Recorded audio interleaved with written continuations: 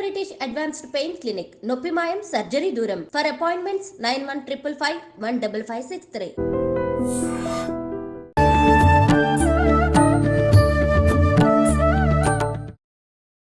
నమస్కారం, welcome to I dream. ధర్మ మార్గం విత్ విజిత కార్యక్రమానికి స్వాగతం.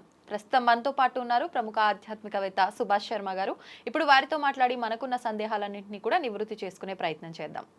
నమస్కారం గురుగారు. శ్రీమాత్రే నమః. గురుగారు, మనం చేసుకున్న కర్మలను బట్టే ఖచ్చితంగా మనకు ఒక జన్మ ఉంటుంది. ఆ జన్మలో ఖచ్చితంగా ఆ పాపపు కర్మ ఏదైతే ఉందో దాని ఫలితమే మనం ఇబ్బందుల పాలవుతాము, ఇబ్బందులు అనుభవిస్తాము అని చెప్తూ ఉంటాం. ఇప్పుడు ఒక కుటుంబ వ్యవస్థ తీసుకున్నప్పుడు నేను గత జన్మలో ఏదో ఒక పాపపు కర్మో ఏదో పాపం మూట కట్టుకున్నాను అనుకోండి. ఈ జన్మలో నేను దానికి సంబంధించి ఖచ్చితంగా అనుభవిస్తున్నానే అనుకోండి. నేను కర్మ చేశాను కాబట్టి నేను అనుభవించడం వరకు ఓకే, కానీ నేను అనుభవిస్తున్న దానికి నా కుటుంబ సభ్యులు కూడా ఇబ్బంది పడుతూ ఉంటారు కదా. మరి దానికి వీళ్ళకి ఏమైనా సంబంధం ఉంటుందా? గత జన్మలో ఎందుకు వీళ్ళు కూడా ఇబ్బంది పడాలి నా సమస్య వల్ల? తప్పకుండా తెలియజేస్తాం. ముందుగా ప్రేక్షకులందరికీ శ్రీమాత్రే నమః, శ్రీ గురుభ్యో నమః. ఇక్కడ కార్యకారణ సంబంధం, కార్యము కారణము సంబంధం, ఈ మూడు లేకుండా సృష్టి అనేటటువంటిది ఎప్పుడూ కూడా ఎవ్వరికి ఏ సంబంధాన్ని వినియోగించదు, ఏ సంబంధాన్ని పొంతన చేయదు. ఎందుకు అని అంటే గనక మనము ఇప్పుడు అంతెందుకండి, గత జన్మలో నేను ఎవరికైనా రుణపడి ఉన్నాను.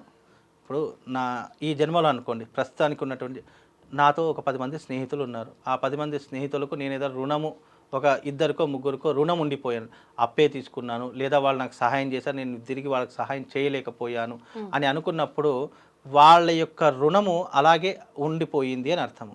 మళ్ళీ ఆ రుణాన్ని తీర్చుకోవడానికి వాళ్ళు, అంటే నా స్నేహితుల్లో ఒక ఇద్దరో ముగ్గురో నాకు బంధువులుగాను, లేదా నా కడుపున బిడ్డలుగాను, లేదా నా జీవితంలో ఏదో ఒక పరిచయం ద్వారానో మళ్ళీ వాళ్ళు నా జీవితంలోకి వచ్చి మళ్ళీ ఆ రుణాన్ని తీర్చుకునేంత వరకు వెళ్ళిపోరు అని శాస్త్రము. అంటే అలాగే మీరు అడిగినటువంటి ప్రశ్నకు, మీరు ఏదైనా తెలిసి కానీ తెలియక కానీ ఏదైనా పాపం చేశారు, ఆ పాపంలో వీళ్ళు కూడా మీకు భాగస్వాములు అయ్యారు.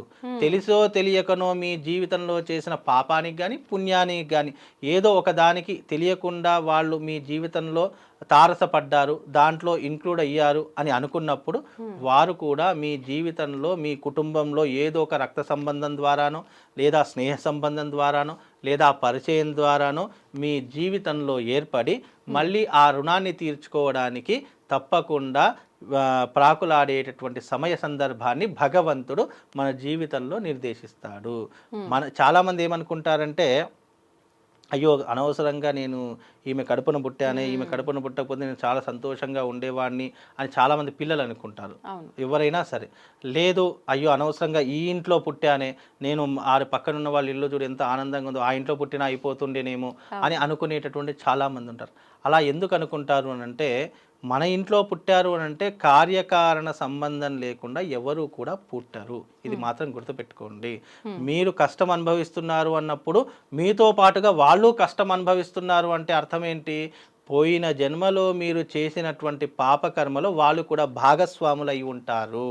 అది ప్రత్యక్షంగా కావచ్చు, పరోక్షంగా కావచ్చు, ఏ రూపకంగానైనా సరే వాళ్ళు మీ జీవితంలో మీ వల్ల ఒకరు నష్టపోతున్నారు, మీ వల్ల ఒకరు బాధపడుతున్నారంటే ఆ వ్యక్తి మనకు జీవితంలో ఎప్పుడో ఒకప్పుడు నష్టం కలిగించడం కావచ్చు, లేదా అతని ద్వారా మనం బాధ పొందినటువంటి ఇబ్బంది కావచ్చు, ఏదో ఒక కార్యకారణ సంబంధం లేకుండా చాలా మట్టుకు అలాంటివి జరగవు. మీ వల్లనే కష్టపడుతున్నారు అని మీరు బాధపడాల్సిన అవసరం లేదు. ఎందుకు?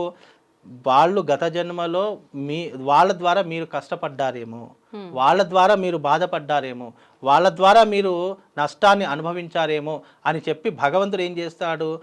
వీళ్ళ ద్వారా వీళ్ళు కష్టపడ్డారు కదా, ఇప్పుడు ఈమె ద్వారా వీళ్ళు కష్టపడాలి.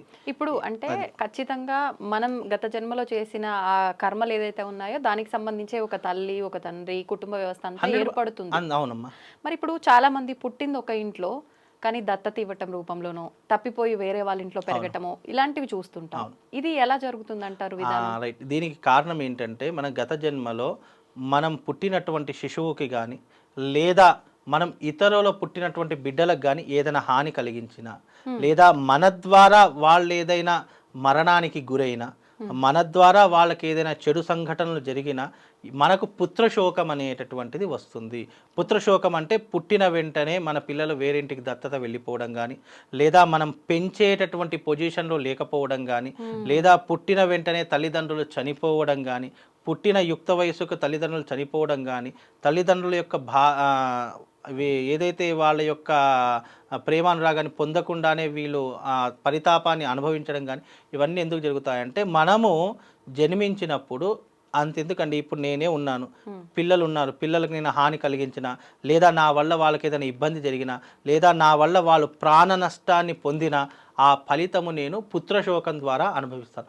మనం ఏ తప్పు చేస్తే ఆ శోకాన్ని అనుభవిస్తూనే ఉంటాం. ఇప్పుడు చాలామంది ఉన్నారు పుత్రశోకం అనుభవిస్తూ పిల్లలు లేకుండా ఎన్ని పరితపించినా, ఎన్ని రకాలైన ట్రీట్మెంట్లు తీసుకున్నా అయినా సంతానం కావట్లేదు అంటే గత జన్మలో చేసినటువంటి పుత్రశోకం వాళ్ళు అనుభవిస్తున్నారు.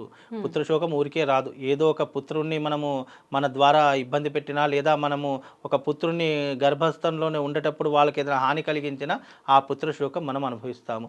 లేదా మనకు పెళ్ళిళ్ళు కావట్లేదు, లేదా మనకు పెళ్ళిళ్ళు అయినా కానీ మనం జీవితం సంతోషంగా ఉండట్లేదు అన్నప్పుడు మనం గత జన్మలో ఎవరికైనా పెళ్లి జరుగుతున్నప్పుడు వాళ్ళకి ఏదైనా కీడు చేసినా, లేదా వాళ్ళకి పెళ్లి కాకుండా చేద్దామని ఆలోచన వచ్చినా అలాంటి తాపాన్ని ఇప్పుడు మనం అనుభవిస్తాము. ఈ శరీరం అనేటటువంటిది మనం ఏదైతే పోగొట్టుకున్నామో, ఏదైతే హాని చేశామో అవి మళ్ళీ అనుభవించడానికే ఈ శరీరం అనేటటువంటిది వచ్చింది.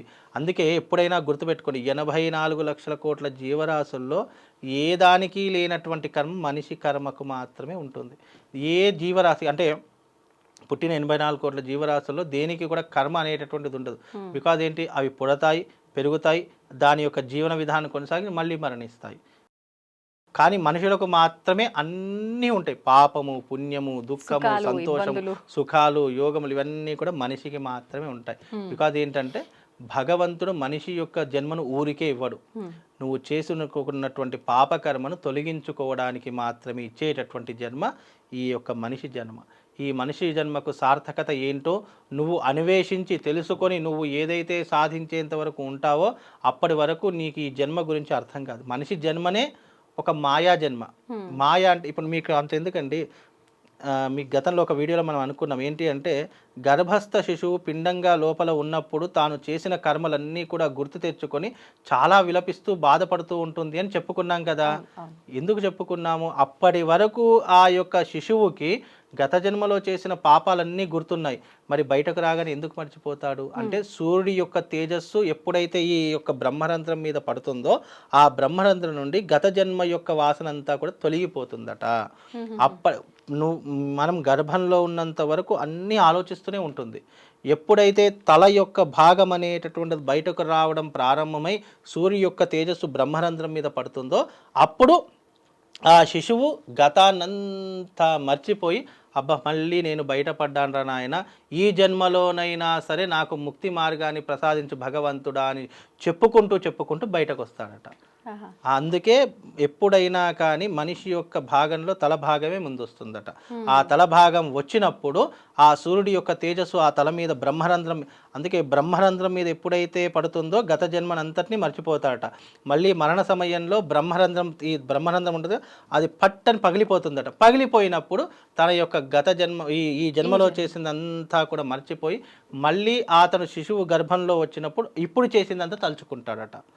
అంటే ఇలా కార్యకారణ సంబంధం ఒకదానితో ఒకటి సంబంధం ఏర్పడుతూనే ఉంటుంది. సంబంధం లేకుండా రక్త సంబంధం కానీ, స్నేహబంధం కానీ, పరిచయం కానీ ఎవరు ఎప్పటికీ ఏర్పడదు. గుర్తుపెట్టుకోండి, మన జీవితంలో మనం పుట్టాము అంటే ఒక రక్త సంబంధం ఏర్పడిందంటే అది ఊరికే ఏర్పడదు. ఒక స్నేహబంధం, ఎవరు స్నేహితులు అనేటటువంటి మనం నిర్ణయించుకున్నాం, స్నేహితులు కూడా ఊరికే రారు. అలాగే మనకు ఉన్నటువంటి పరిచయం కూడా ఊరికే ఏర్పడదు. ఏదో ఒక జన్మలో, ఏదో ఒక సమయంలో, ఏదో ఒక సందర్భంలో, ఏదో ఒక సంబంధం అనేటటువంటిది ఏర్పడ్డ కారణం చేతనే మనకు ఒక పరిచయం అనేటటువంటిది ఏర్పడుతుందండి. ధన్యవాదాలు గురువు.